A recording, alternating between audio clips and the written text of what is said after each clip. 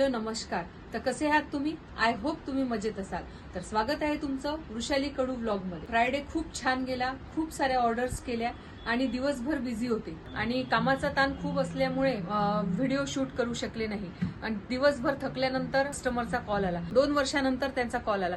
तर मी त्यांना म्हटलं, सर तुमचा खूप दिवसांनी मला कॉल आला, तो पुण्याला होतो, तर आता इथे आलो आहे आणि मी आता तुम्हाला ऑर्डर्स देत जाईल.